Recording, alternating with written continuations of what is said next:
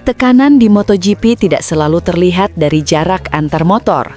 Terkadang ia hadir dalam sepersekian detik keputusan, di titik pengereman, di sentuhan kecil pada garis putih, atau di dorongan untuk menutup racing line demi mempertahankan posisi.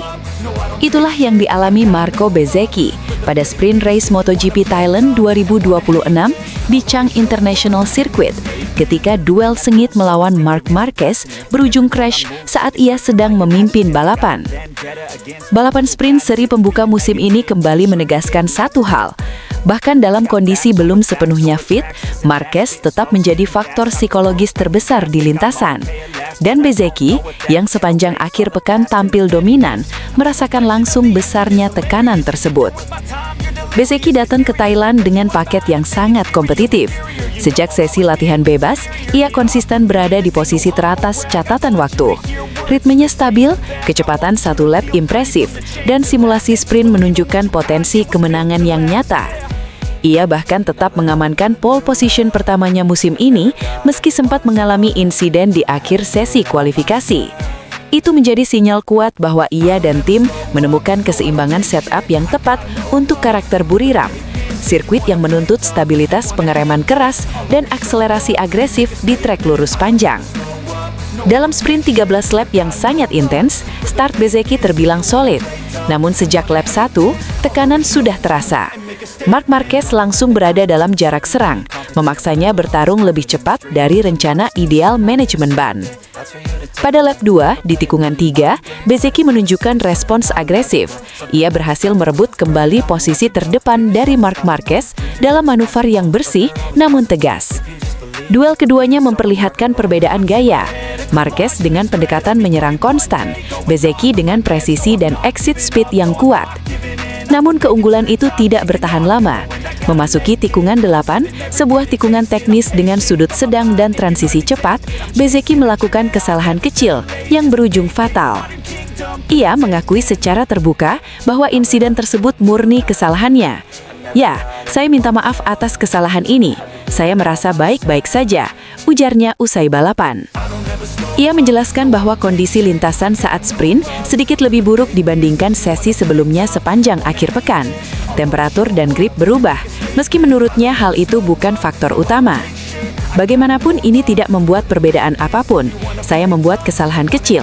Saya sedikit menyentuh garis putih di bagian dalam untuk mencoba menutup jalur balapan," ujar Marco Bezzecchi. Di MotoGP modern, garis putih pembatas lintasan bukan sekedar cat.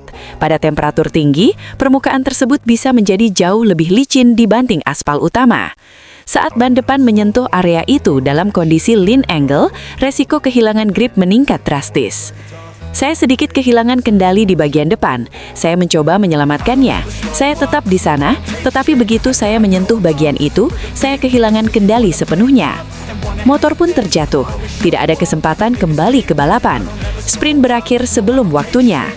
Kesalahan kecil tapi konsekuensinya besar," tambahnya. Secara teknis, insiden ini menunjukkan betapa tipisnya batas kesalahan di MotoGP. Pada kecepatan balap, sudut kemiringan bisa mencapai lebih dari 55 derajat. Dalam kondisi tersebut, ban depan bekerja di batas maksimal grip lateral. Sentuhan kecil pada permukaan berbeda, seperti garis putih, cukup untuk mengurangi traksi secara instan. Seorang analis MotoGP menjelaskan bahwa faktor tekanan dari pembalap di belakang sangat mempengaruhi mikro keputusan di lintasan. Ketika Marquez berada di belakang Anda tidak hanya balapan melawan waktu, Anda balapan melawan reputasi dan insting menyerangnya. Itu membuat pembalap cenderung menutup jalur lebih agresif dari biasanya. Satu sentuhan pada garis putih bisa menjadi perbedaan antara bertahan dan terjatuh. Marc Marquez sendiri sepanjang sprint menunjukkan agresivitas tinggi, bahkan dalam kondisi fisik yang disebut belum sepenuhnya pulih. Hal itu memperbesar tekanan psikologis bagi pembalap di depan, termasuk Bezzecchi. Dalam sprint yang hanya 13 lap, tidak ada ruang untuk konservatif. Ritme langsung maksimal sejak start, artinya margin kesalahan menyempit secara drastis. Tidak ada fase mengelola balapan seperti pada Grand Prix utama. Bagi Bezzecchi, hasil ini tentu mengecewakan. Ia tampil dominan sepanjang akhir pekan dan memiliki peluang nyata untuk mengkonversi pole menjadi kemenangan. Crash di sprint bukan hanya kehilangan poin, tetapi juga momentum psikologis di seri pembuka. Namun sisi positifnya, performa dasar motor dan kecepatannya tetap kompetitif. Ia menunjukkan mampu bertarung secara langsung dengan Marc Marquez dalam duel head-to-head. Dalam konteks perburuan gelar, satu sprint hanyalah bagian kecil dari musim panjang. Yang lebih penting adalah konsistensi dan kemampuan bangkit setelah kesalahan. Pengamat senior MotoGP menilai, Bezzecchi sudah menunjukkan paketnya kuat. Yang perlu ia lakukan adalah mengelola tekanan saat memimpin. Kecepatan ada, tinggal meminimalkan resiko saat berada di bawah tekanan langsung dari rider seperti Marquez. Kini fokus Bezzecchi beralih ke balapan Grand Prix. Dengan data sprint, tim dapat menganalisis perubahan grip lintasan dan melakukan penyesuaian kecil pada setup, terutama untuk menjaga stabilitas front end di area teknis seperti tikungan 8. Sprint Thailand menjadi pengingat bahwa MotoGP bukan hanya soal kecepatan murni. Ia adalah permainan detail milimeter, keputusan sepersekian detik, dan kontrol emosi di bawah tekanan pembalap paling agresif di grid. Marco Bezzecchi mungkin kehilangan peluang emas di sprint, namun jika ia mampu mengubah kekecewaan ini menjadi motivasi, seri pembuka 2026 bisa menjadi awal rivalitas besar yang akan membentuk musim ini. Hanya beberapa detik yang memisahkan euforia dan kekecewaan di Buriram. Dalam momen yang nyaris menjadi klimaks sempurna bagi Ducati, upaya terakhir Marc Marquez untuk merebut pole position harus terhenti bukan karena kurang cepat, melainkan karena bendera kuning yang berkibar di tikungan 1. Drama itu terjadi tepat ketika putaran pamungkas Q2 mencapai puncaknya. Seri pembuka MotoGP 2026 di Chang International Circuit memang sejak awal dipenuhi ketegangan. Aprilia tampil dominan sejak sesi latihan bebas, mengirim sinyal kuat bahwa mereka datang bukan sekadar untuk bersaing, melainkan untuk mengontrol jalannya akhir pekan. Konsistensi tiga pembalap mereka di 5 besar memperlihatkan kedalaman paket teknis yang matang, baik dari sisi keseimbangan motor, traksi, maupun pengelolaan ban dalam suhu panas khas Thailand. Sorotan utama tertuju pada Marco Bezzecchi, yang sepanjang akhir pekan menunjukkan performa nyaris tanpa celah. Ia menjadi referensi waktu di hampir semua sesi, termasuk saat Q2 berlangsung. Kecepatan satu lapnya tajam, ritme balapnya stabil, dan ia tampak sangat nyaman di sektor pertama dan kedua yang menuntut presisi pengereman keras serta akselerasi agresif. Namun, sesi Q2 menghadirkan babak akhir yang tak terduga. Sejak awal sesi, Marquez bekerja sistematis. Ia tidak langsung memaksakan satu lap ekstrim, melainkan membangun ritme, membaca grip lintasan, dan menyimpan satu set ban baru untuk percobaan terakhir. Pendekatan ini mencerminkan kedewasaan strategi, terutama dalam kondisi di mana margin waktu antar pembalap sangat tipis. Pada percobaan terakhir itulah drama memuncak. Marc Marquez yang sudah mengamankan posisi kedua mencoba mempertajam catatan waktunya. Data sektor awal menunjukkan peningkatan signifikan dibanding lap sebelumnya. Di sektor pertama, ia mencatat split time yang lebih cepat dari percobaan sebelumnya dan bahkan mendekati referensi pole. Motor Desmosedici terlihat stabil saat pengereman ekstrim menuju tikungan 3, sementara akselerasi keluar tikungan menunjukkan cengkeraman optimal. Mekanik Ducati di pedok menggambarkan situasi tersebut dengan lugas. Marc sedang dalam lap yang sangat kompetitif. Dari delta time yang terlihat di pit wall, ia berpeluang nyata merebut pole. Itu bukan spekulasi, angkanya jelas. Namun, tepat di tikungan 1, insiden terjadi. Bezzecchi kehilangan kendali dan terjatuh, memicu pengibaran bendera kuning. Dalam regulasi MotoGP, bendera kuning mengharuskan pembalap mengurangi kecepatan dan melarang perbaikan waktu di sektor yang terdampak. Marc Marquez yang berada dalam lap cepat tidak punya pilihan selain mengendurkan throttle. Kesempatan emas itu sirna dalam hitungan detik. Bagi Ducati, momen tersebut terasa pahit. General Manager Ducati Corse Luigi Dall'Igna tidak menyembunyikan rasa kecewanya. Meski tetap menjaga profesionalisme di depan publik, ekspresi di pit wall menunjukkan frustasi yang wajar. Dalam kualifikasi, setiap detail menentukan. Kami tahu Marc memiliki potensi untuk lebih cepat di lap terakhirnya, ujar seorang sumber internal tim yang dekat dengan manajemen. Tetapi balapan seperti ini memang tidak pernah bisa diprediksi. Kekecewaan itu bukan tanpa adar. Pole position di Buriram memiliki nilai strategis tinggi. Trek ini memiliki lintasan lurus panjang sebelum tikungan 1, yang sering menjadi titik krusial dalam perebutan posisi pada lap pembuka. Start dari posisi terdepan memungkinkan pembalap mengontrol racing line dan menghindari resiko insiden di tikungan awal. Namun, di sisi lain, posisi kedua tetap merupakan hasil solid, terutama mengingat dominasi Aprilia sepanjang akhir pekan.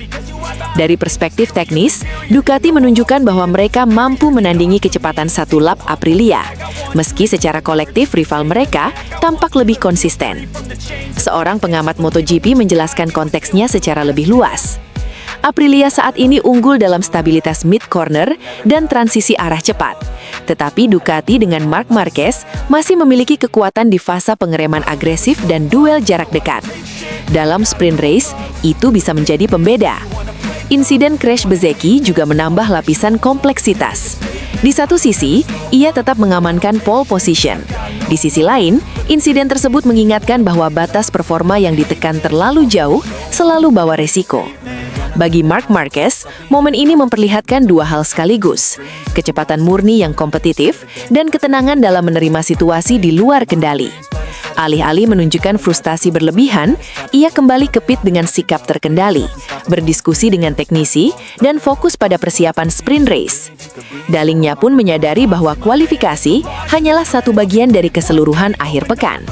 Di MotoGP, Anda bisa sangat cepat hari ini dan kesulitan besok, atau sebaliknya, ujar analis yang mengikuti perkembangan tim. Posisi kedua tetap memberi peluang nyata untuk menang. Kini fokus beralih ke balapan. Dengan jarak sprint yang lebih pendek, agresivitas Marc Marquez di lap awal bisa menjadi senjata utama. Sementara pada balapan utama, manajemen ban dan konsistensi akan menentukan apakah Ducati mampu mematahkan dominasi Aprilia. Drama Q2 di Buriram menjadi pengingat bahwa MotoGP bukan sekadar soal siapa yang tercepat, tetapi juga siapa yang mampu bertahan dalam situasi tak terduga. Bendera kuning mungkin menghentikan lap terbaik Marc Marquez, tetapi pertarungan sesungguhnya baru saja mulai. Dan jika akhir pekan ini sudah menghadirkan ketegangan sedemikian rupa di sesi kualifikasi, maka balapan utama berpotensi menjadi salah satu duel pembuka musim yang paling intens dalam beberapa tahun terakhir. Buriram belum menggelar balapan. Lampu start bahkan belum menyala. Tetapi satu pesan sudah menggema keras dari pedok Thailand. Peta kekuatan MotoGP 2026 tidak lagi sesederhana Ducati di depan dan yang lain mengejar. Di hari terakhir tes pramusim jelang seri pembuka MotoGP Thailand, Aprilia Racing tampil dominan dan mengirim sinyal serius kepada seluruh rival, terutama Ducati Lenovo Team.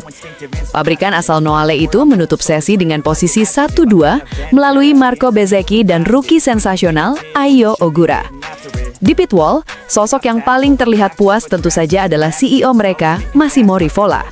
Setelah beberapa musim membangun fondasi teknis dan struktur tim, hasil di Buriram terasa seperti validasi nyata atas proyek jangka panjang Aprilia. Keberhasilan Aprilia tidak hanya soal mencatat waktu tercepat, ini tentang bagaimana mereka melakukannya. Bezzecchi mencatat 1 menit 28,765 detik di 15 menit terakhir sesi. Catatan itu bukan sekedar waktu terbaik hari itu, melainkan rekor lap baru untuk konfigurasi MotoGP di Buriram. Artinya, ia memecahkan standar performa yang sebelumnya dianggap sebagai patokan kompetitif di sirkuit dengan karakter stop and go tersebut. Secara teknis, Buriram menuntut stabilitas pengereman ekstrim, terutama di tikungan 3 dan 12, serta akselerasi bersih keluar tikungan lambat menuju trek lurus panjang. Aprilia terlihat unggul dalam dua aspek krusial itu, motor stabil saat hard braking dan tetap teraktif saat membuka gas penuh. Yang membuat lap Bezzecchi semakin bernilai adalah timingnya. Ia melakukannya ketika suhu lintasan berubah menjelang sore, ketika grip mulai tidak konsisten, dan saat sebagian besar tim sudah beralih ke simulasi balapan.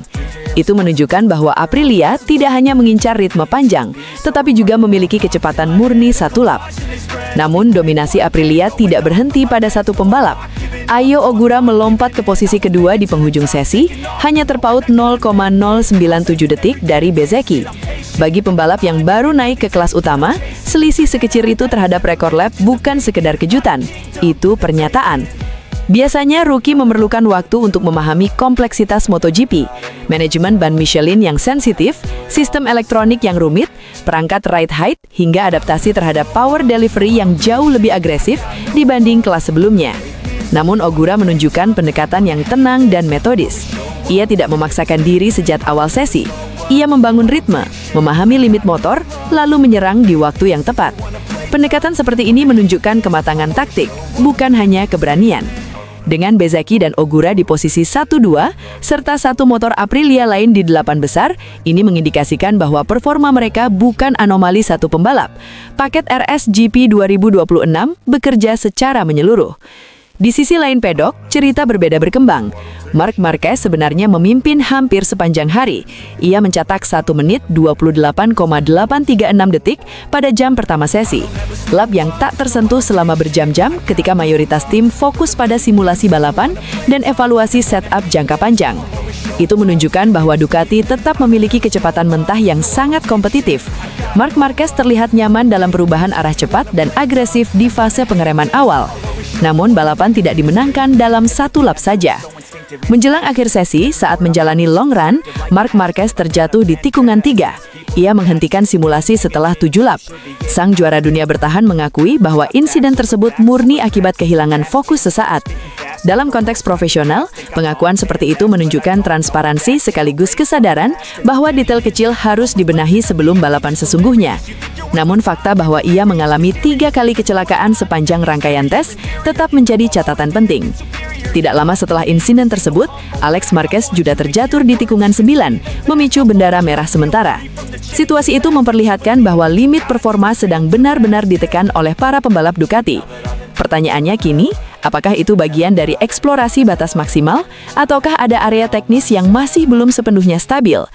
Di tengah dinamika tersebut, Pecco Bagnaia menutup hari di posisi keempat. Performa Pecco terlihat jauh lebih solid dibanding fase tes musim lalu. Ia mungkin tidak mencetak waktu sensasional, tetapi ritmenya konsisten dan minim kesalahan. Dalam perburuan juara dunia, stabilitas seperti ini seringkali menjadi fondasi utama. Ducati mungkin kalah cepat dari Aprilia pada satu hari tertentu, tetapi kedalaman skuad mereka tetap menjadi ancaman besar. Menariknya, Jorge Martin membawa satu lagi Aprilia ke 8 besar. Artinya, 3 motor Aprilia berada di kelompok depan. Ini bukan sekedar performa individual, ini sistem yang bekerja. Tes pramusim memang bukan ajang perebutan poin, namun secara psikologis, hasil seperti ini sangat berpengaruh. Aprilia datang dengan momentum dan kepercayaan tinggi. Ducati tetap kuat, tetapi kini menghadapi tekanan nyata. KTM dan tim satelit menunjukkan jarak antar pabrikan semakin tipis. Grand Prix Thailand pekan depan tidak lagi sekedar seri pembuka. Ia menjadi ajang pembuktian apakah dominasi Aprilia di tes merupakan refleksi kekuatan sesungguhnya atau sekedar puncak performa sesaat. Satu hal pasti, musim 2026 belum dimulai, tetapi persaingan sudah memanas. Dan di Buriram, Aprilia telah memastikan bahwa mereka bukan lagi sekedar penantang. Mereka adalah kandidat serius perebut tahta. Musim baru belum dimulai, tetapi aroma perang besar sudah terasa di pedok MotoGP. Di saat banyak pihak sibuk membicarakan dominasi yang kian mengulat, satu nama justru muncul dengan nada menantang. Bukan sekedar ingin kembali, tetapi ingin mengguncang hierarki. Dialah Jorge Martin, pembalap Aprilia Racing yang secara terbuka menegaskan satu misi berani, menghadang laju dominasi Marc Marquez di MotoGP 2026. Martin versus Marquez, tantangan terbuka di musim penuh tekanan. MotoGP 2026 diproyeksikan sebagai musim yang brutal. Di satu sisi, Marc Marquez datang dengan status favorit kuat bersama Ducati. Di sisi lain, Martin berdiri di persimpangan jalan karir, antara bangkit sebagai penantang gelar atau tenggelam di tengah ketatnya persaingan. Tak ada bahasa diplomatis dari Martin, tak ada pula rencana cadangan. Baginya, musim ini hanya punya satu arah, kembali kompetitif dan bertarung langsung dengan para raksasa MotoGP, termasuk Marc Marquez dan armada merah dari Ducati Lenovo Team. Tidak ada rencana lain, saya akan memberikan segalanya, tegas Martin. Kalimat itu bukan sekedar ambisi, melainkan pernyataan mentalitas. Sebab, yang dihadapi Martin bukan hanya rival di lintasan, tetapi juga tubuhnya sendiri. Musim 2025 menjadi salah satu periode paling kelam dalam perjalanan Martin di kelas Premier. Cedera demi cedera datang tanpa kompromi, memaksanya absen panjang dan hanya tampil di 7 Grand Prix sepanjang musim. Ritme hilang, kepercayaan diri tergerus, dan peluang bersaing di papan atas praktis lenyap sebelum